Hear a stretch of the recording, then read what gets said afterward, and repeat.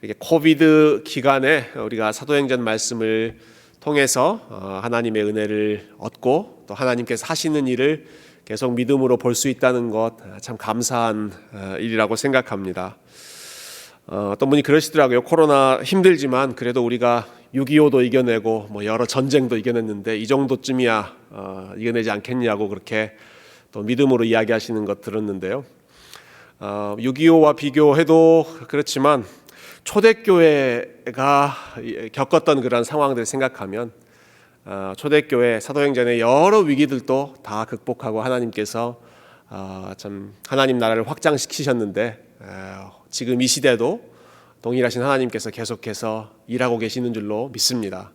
오늘도 그 말씀을 우리가 이 사도행전 13장 1절부터 3절 말씀을 통해서 다시 한번 확인할 수 있기를 소망하는데요. 우리 사도행전을 여러 가지 방식으로 구조를 나눌 수 있지만 크게 두 가지로 나누면 지난주까지 읽었던 12장까지 한 단락, 그리고 오늘부터 읽은 13장부터 마지막까지 두 번째 부분이라고 나눌 수 있습니다. 1장부터 12장까지는 예루살렘이 중심 지역이었고요. 중심 인물은 베드로였습니다. 오늘 13장부터는 이제 안디옥 교회가 중심 지역이 되고 그리고 바울이 중심 인물이 됩니다. 앞으로 이제 사도 바울이 선교 여행을 떠나시죠. 여러 차례 사도행전에 나오는 내용들을 생각해 보면 총 3차례 정도 선교 여행을 하는데 1차, 2차, 3차 선교 여행 어떻게 구분하느냐? 여행을 갔다가 안디옥으로 돌아오면 1차입니다. 그래서 안디옥에서 쉬었다가 다시 갔다가 또 안디옥으로 돌아오면 2차. 그리고 또 갔다가 또 안디옥으로 돌아오면 3차. 그러니까 이 안디옥이라고 하는 지역, 안디옥 교회가 사도 바울의 선교 여행의 전진 기지, 파송하는 그런 기관이 되었던 것이죠. 자, 그 안디옥 교회 이야기가 오늘 펼쳐지고 있는데 이 안디옥 교회가 어떻게 세워졌고 어떻게 성장했는지 잠깐 한번 복습하고 오늘 본문으로 들어가면 좋겠습니다. 스크린에 11장 말씀 제가 좀 부탁했는데요. 11장 19절부터 21절 보면 안디옥 교회가 세워지는 장면입니다. 제가 읽어볼게요. 그때 스데반의 일로 일어난 환난으로 말미암아 흩어진 자들이 베니게와 구브로와 안디옥까지 이르러 유대인에게만 말씀을 전하는데 그 중에 구브로와 구레네 몇 사람이 안디옥에 이르러 헬라인에게도 말하여 주 예수를 전파하니 주의 손이 그들과 함께 하심에 수많은 사람들이 믿고 주께 돌아오더라. 그러니까 이 안디옥 지역은 처음으로 헬라인에게까지 예수 그리스도가 전파된 지역, 세워진 그러한 첫 번째 이방인 교회였습니다. 그 다음 11장 25절 26절 보면 이렇게 세워졌을 때 바나바가 사울을 찾으러 다소에 가서 만남에 안디옥에 데리고 와서 둘이 교회에 1년간 모여 있어 큰 무리를 가르쳤고 제자들이 안디옥에서 비로소 그리스도인이라 일컬음을 받게 되었더라. 이 교회가 세워질 때 주로 목회했던 두 사람 바나바와 사울, 이 두 분이 열심히 교회를 섬기는 가운데 이곳에서 비로소 처음으로 그리스도인이라고 사람들이 불리기 시작했습니다. 또 한 구절 더 보여주시죠. 그리고 29절과 30절을 보면 예루살렘 지역에 큰 기근이 일어났을 때 이런 일들도 있었죠. 제자들이 각각 그 힘대로 유대에 사는 형제들에게 부조를 보내기로 작정하고 이를 실행하여 바나바와 사울의 손으로 장로들에게 보내니라. 예루살렘, 이전에는 예루살렘에서 안디옥 교회를 영적으로 서포트했지만 예루살렘 교회가 어렵다라는 소식을 듣고 안디옥에 있는 그리스도인들이 유대에 있는 형제들에게 부조를 보내기로 마음을 모으고 바나바와 사울을 통해서 그 정성을 보내고, 그리고 기억하십니까? 지난주 마지막 본문에 보면 이 바나바와 사울이 그 부조하는 일을 마치고 마가 요한과 함께 돌아갔더라. 이렇게 12장 내용이 마치죠. 자, 이렇게 세워진 교회가 안디옥 교회입니다. 먼저는 유대인들이 이방인에게 복음을 전했지만 바울과 바나바의 목회를 받아서 교회가 아주 견실하게 성장했고, 그리고 이 교회가 더 나아가서는 이제 예루살렘 교회를 서포트하는 그런 교회로 성장했죠. 오늘 본문에 보시면 이 교회를 섬겼던 리더들의 명단, 지도자들의 명단이 나오는데요. 이 사람들의 그 명단을 보면 안디옥 교회가 어떤 교회였는지를 단적으로 우리가 알 수 있습니다. 1절 한번 보실까요? 자, 1절 우리 한번 더 같이 읽어보십시다. 시작. 안디옥 교회에 선지자들과 교사들이 있으니 곧 바나바와 니게르라 하는 시므온과 구레네 사람 루기오와 분봉왕 헤롯의 젖동생 마나엔과 및 사울이라. 여러분, 여기 나오는 총 5명의 지도자들의 면면을 잠깐 한번 생각해 보시면 좋겠습니다. 제일 먼저 바나바라는 사람이 나오죠. 그럼 바나바는 사도행전 4장에 보면 그는 레위족 사람이다 이렇게 나옵니다. 레위 지파, 아주 경건한 지파이지 않습니까? 경건한 지파 출신의 유대인이 이 바나바였습니다. 두 번째로 나오는 니게르라 하는 시므온, 여기 나오는 니게르라는 말은 검다라는 뜻입니다. 검다. 그래서 이 영어로도 흑인들을 예전에, 지금은 흑인들을 어떻게 표현합니까? 흑인하면 블랙 피플 이렇게 부르시죠. 조금 고상하게 표현하면 아프리칸 아메리칸 뭐 이렇게 표현하면 더 부드러운 표현이 되는 것 같은데요. 예전에는 흑인들이 그냥 니그로라고 불렀습니다. 니그로. 지금은 이렇게 부르시면 안 됩니다. 지금은 니그로 하면 위험한 상황에 닥칠 수가 있습니다. 그래서 그렇게 부르시지 말고 뭐 다른 표현으로 부르시는데요. 니그로라는 표현이 검다. 예전에 아프리카에서 흑인 노예들을 잡아왔을 때 그들을 니그로라고 불렀던 것이죠. 그러니까 여기 시므온이라고 한 사람이 니게르라는 별명을 가졌다. 이 사람 흑인이었다. 아프리카 출신의 사람이었다는 거죠. 또 세 번째로 나오는 구레네 사람 루기오. 이 사람 어떤 역할을 했는지 자세히 나오진 않지만 구레네 출신이다라는 것은, 구레네 역시도 오늘날로 북아프리카 지역입니다. 오늘날로 치면 리비아, 모로코, 알제리 이런 나라들이 요 구레네라고 하는 지역이거든요. 그러니까 이 사람도 북아프리카 출신의 그리스도인이었던 것이죠. 네 번째로 나오는 사람이 참 흥미롭습니다. 네 번째는 분봉왕 헤롯의 젖동생 마나엔이라고 하는 사람이죠. 그럼 분봉왕이라고 하는 표현은 제일 처음에 유대를 통치했던 헤롯이라고 하는 대왕이 죽은 후에 그 유대 땅을 여러 아들들이 나눠서 가졌습니다. 그래서 분할해서 통치했다. 그래서 분봉왕인데요. 그 분봉왕 중에 한 명, 헤롯의 젖동생이 요 마나엔이라고 하는 사람이었다. 여기 젖동생이라고 하는 말은 실제로 뭐 엄마든지 아니면 유모든지 같은 젖을 먹고 자란 사람이다. 헤롯의 가까운 형제다라고 하는 그런 뜻도 있을 수 있고요. 또 다른 표현으로는 어렸을 때부터 함께 중마고우로 함께 우정을 나누었던 그런 사람, 어렸을 때부터 같이 공부하고 같이 배우고 가까이 친구가 되었던 그런 사람이다 하는 뜻도 있습니다. 어떤 뜻으로 사용되었든지 간에 이 헤롯의 젖동생이라고 하는 말은 헤롯과 무척 가까운 사람, 헤롯에 대해서 아주 잘 알고 헤롯 가문과 헤롯 가문을 속속들이 알고 있는 사람이라고 하는 뜻이 이 헤롯의 젖동생이고, 그 사람이 이 마나엔이라고 하는 사람이었습니다.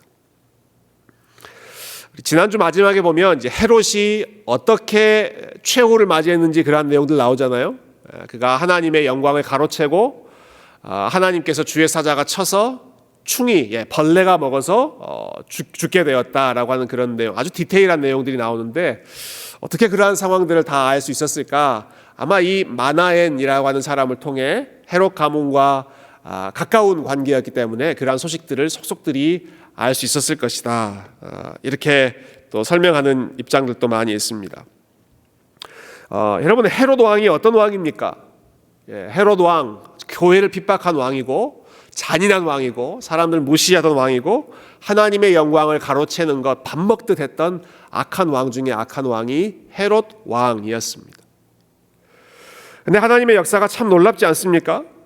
여러분, 그 헤롯 왕의 형제처럼 지내던 사람 중에, 헤롯 왕의 중마고우, 어렸을 때부터 같이 동문수학했던 그러한 사람 중에 하나님의 백성을 만들어내셨습니다. 하나님의 백성을 그 헤롯의 서클 안에서도 하나님께서 준비하신 것이죠. 전 참 이것이 놀라운 하나님의 역사라고 생각합니다. 믿음이 들어가기에는, 혹은 믿음의 열매가 나타나기에는 도저히 불가능해 보이는 것 같은 그런 상황이지만, 그러나 그곳에서도 하나님의 백성을 일으켜내우시고, 단순히 그냥 하나님의 백성 한 사람 만드는 정도가 아니라 안디옥 교회를 이끄는 지도자 중에 한 사람으로 헤롯의 젖동생 마나엔을 하나님께서 부르셨다. 여러분, 이게 얼마나 놀라운 역사인지요.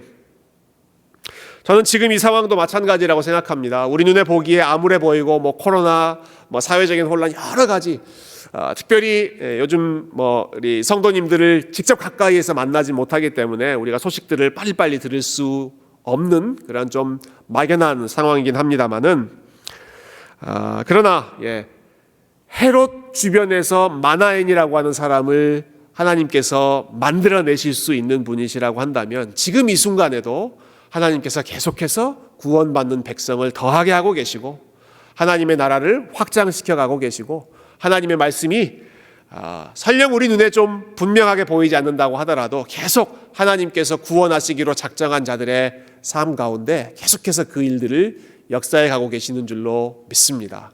쉬지 않고 일하시는 그 하나님의 손길을 우리 헤롯의 젖동생 마나엔이라고 한 사람을 통해서 볼 수 있죠.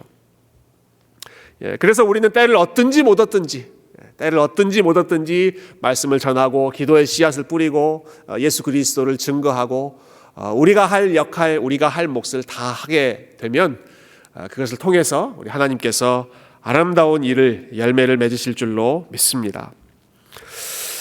참 이렇게 일하시는 그 하나님도 놀랍지만 또 한 가지 놀라운 부분은 이러한 사람, 헤롯의 젖동생 마나엔 같은 사람을 교회의 일원으로 그리고 교회의 지도자로 받아들이는 안디옥 교회의 모습 역시도 굉장히 놀라운 성숙한 모습이라고 생각합니다.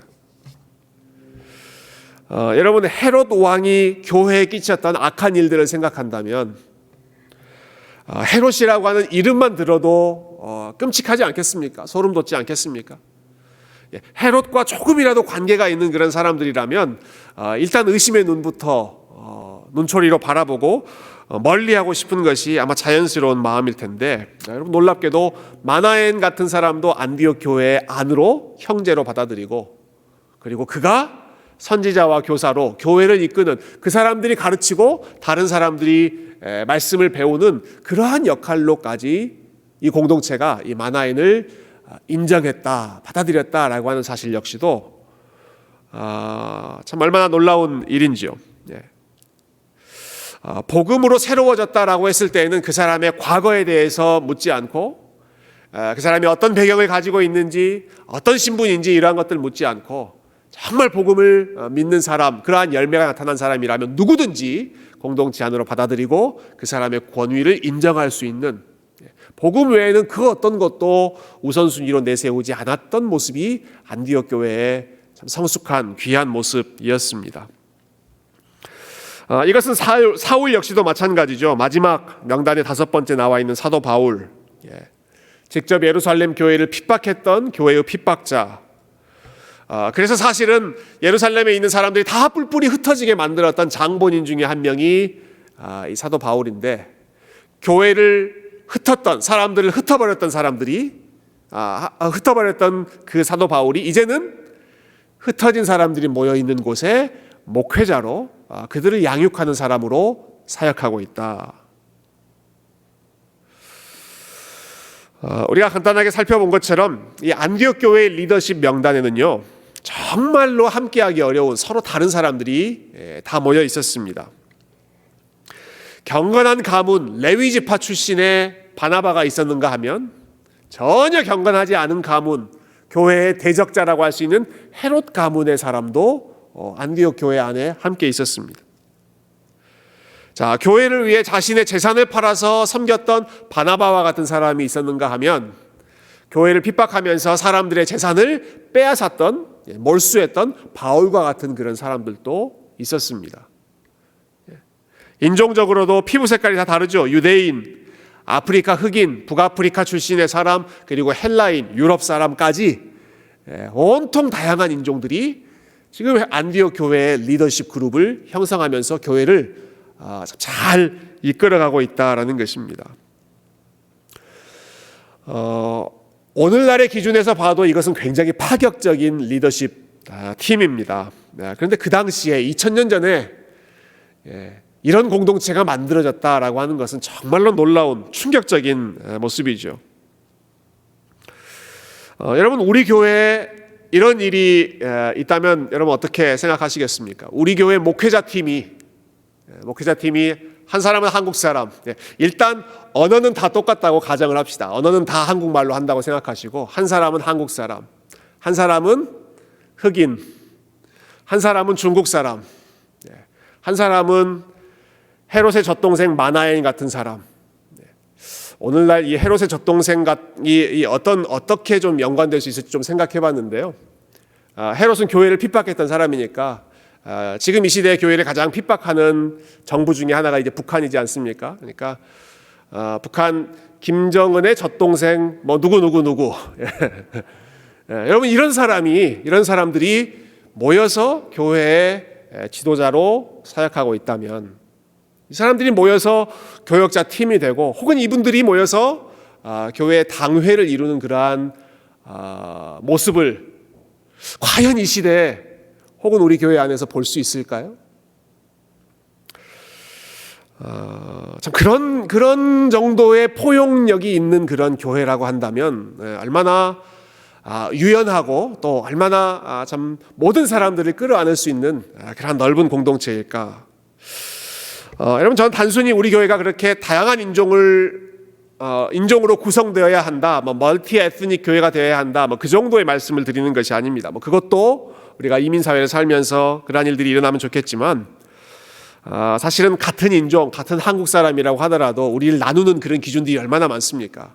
출신 때문에 혹은 학력 때문에 정치적인 성향 때문에 신앙적인 색깔 때문에 여러 가지 것으로 한국 사람 똑같은 한국 사람들이 있어도 갈라지는 것이 너무나도 많이 있는데 여러분 안디옥 교회의 모습이 오늘날 이 시대에 또 우리 교회에게 보여주는 도전이 있다면 그것은 복음 이외에는 그 어떤 것도 교회에서 큰 소리 치면 안 된다는 것입니다. 복음 이외에 예수 그리스도 이외에 하나님의 나라 이것 이외에는 그 어떤 것도 우리를 나누는 기준이나 혹은 우리의 하나됨을 가로막는 그러한 장애물이 되어서는 안 되고 오직 예수 그리스도만 우리를 묶어주는 유일한 끈, 오직 성령님만 우리를 하나로 평안에 하나 되게 하시는 그러한 유일한 끈이 되어야 한다는 사실.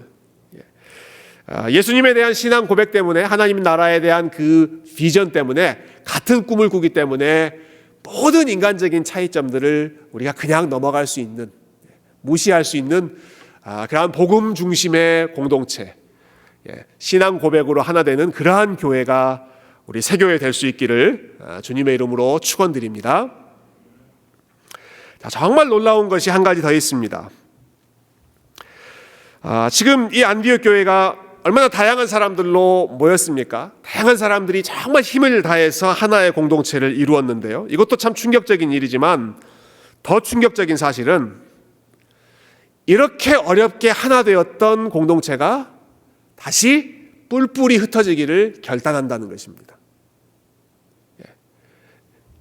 이렇게 다양한 인종들이 또 다양한 리더십들이 하나가 됐잖아요. 열심히 복음 안에서 하나가 되었는데 이 사람들이 하나님께서 말씀하실 때 기꺼이 다시 흩어지고 다시 뿔뿔이 나뉘어지기를 선택하고 결단했다라고 하는 부분이죠. 2절과 3절 말씀 제가 한번 더 읽어보겠습니다. 2절과 3절입니다. 주를 섬겨 금식할 때 성령이 이르시되 내가 불러 시키는 일을 위하여 바나바와 사울을 따로 세우라 하시니 이에 금식하며 기도하고 두 사람에게 안수하여 보내니라. 자, 안디옥 교회가 2절 앞부분에 보시면 주를 섬겨 금식하고 있었습니다. 여기 섬기다라고 하는 단어는 예배하다라는 단어입니다. 예배하다. 우리도 영어 단어로 예배를 표현할 때 서비스라고 하는 표현 하잖아요. 서비스. 섬기다, 예배 같은 어원에서 나왔기 때문인데 헬라어도 마찬가지입니다. 이 사람들이 지금 주님을 예배하고 있습니다. 그리고 하나님께 금식하며 간절히 기도하고 있었습니다. 근데 그때 성령님께서 교회 가운데 어떤 방식으로 말씀하셨는지는 나와 있지 않지만 모든 사람들의 마음 가운데 같은 생각을 주셨던 것 같아요. 내가 불러 시키는 일을 위하여 바나바와 사울을 따로 세워라 라고 하셨습니다. 바나바와 사울을 따로 세워서 내가 맡긴 일을 위해서 파송해라, 보내라 이런 뜻입니다. 바나바와 사울이 어떤 위치였는지 어떤 역할을 이 안디옥 교회에서 감당하고 있었는지 여러분 생각해 보십시오. 바나바는 안디옥 교회가 처음 세워질 때 결정적인 역할을 했던 초대교회 초대 목사님이라고 볼 수 있습니다. 파운딩 패스터입니다. 파운딩 패스터. 이 바나바는 별명이 위로의 아들이었죠. 얼마나 사람들을 위로하고 세워주고 또 참 지쳐있는 사람들을 격려하고 하는 그런 은사가 탁월했던지 바나바만 들어가면 넘어져 있던 사람들도 다시 일어나고, 바나바만 들어가면 아무리 냉랭하고 차가운 그런 분위기도 따뜻한 분위기로 바뀌는 그러한 촉매제 역할을 했던 사람이 이 바나바였습니다. 바나바가 있는 곳이 얼마나 따뜻한 공동체가 되었는지 모릅니다. 바울은 또 어떻습니까? 복음을 향한 열정, 바울을 따라갈 사람이 없죠. 바울이 가지고 있는 그 해박한 성경 지식, 정확한 신학적인 지식, 진리와 거짓을 분별하는 그 탁월한 영성, 여러분 바울과 바나바가 목회하고 있는 교회라고 한다면 드림팀입니다. 이러한 목회자를 만난다면 여러분 정말로 정말 복받은 그런 성도인데, 안디옥 교회가 지금 그러한 복을 누리고 있단 말입니다. 바나바의 케어를 받고 바울의 가르침을 받는 교회가 이 안디옥 교회인데, 이 두 사람을 따로 세우라고 지금 성령님께서 말씀하시는 것입니다. 참 이 두 사람의 지도와 돌봄을 받으면서 안디옥 교회가 건강하게 성장했고 부흥하고 있고 계속해서 지금 수가 늘어나고 있는데, 이 두 사람을 떠나보내라 말씀하시는 것이죠. 아마 이 말씀을 듣고 안디옥 교회도 적지 않은 고민을 했을 것 같습니다. 하나님, 바나바 말고 우리 바울 사도 말고 혹시 구레네 사람 루기오 보내면 안 되겠습니까? 헤롯의 젖동생 마나엔 이 사람 보내면 안 되겠습니까? 아마 그런 마음이 혹시 인간적으로 들지 않았을까 한번 생각해 봤습니다. 너무 힘들었습니다. 이 바나바와 바울을 떠나보낸다는 것이 이 사람들의 마음 가운데도 너무 힘들었기 때문에, 그래서 3절에 보니까 이 사람들이 다시 한번 또 금식하며 기도했다라는 표현이 나오죠. 인간적인 마음으로는 이 결단이 잘 안 되는 것입니다. 그래서 교회가 다시 한번 금식하고 또다시 기도하고 계속해서 하나님의 뜻을 묻는 가운데 결국에는 하나님 앞에 하나님의 뜻에 순종하고 이 두 사람을 따로 세우게 되었습니다.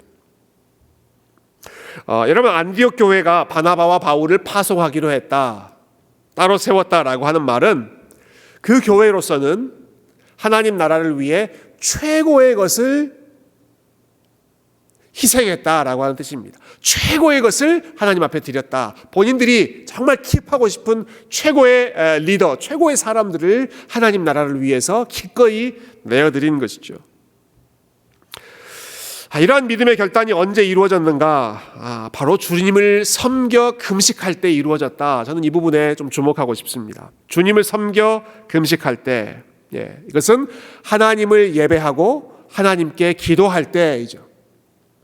하나님을 예배하고 하나님께 기도할 때 나타나는 가장 아름다운 열매가 무엇인가? 우리가 안디옥 교회의 케이스를 그 사례를 통해서 확인할 수 있는 것은 하나님을 예배하고 하나님께 기도할 때 나타나는 가장 귀한 열매, 하나님 앞에 가장 귀한 것을 드린다 하는 것입니다. 제일 중요한 사람을 하나님 나라를 위해서 드린다.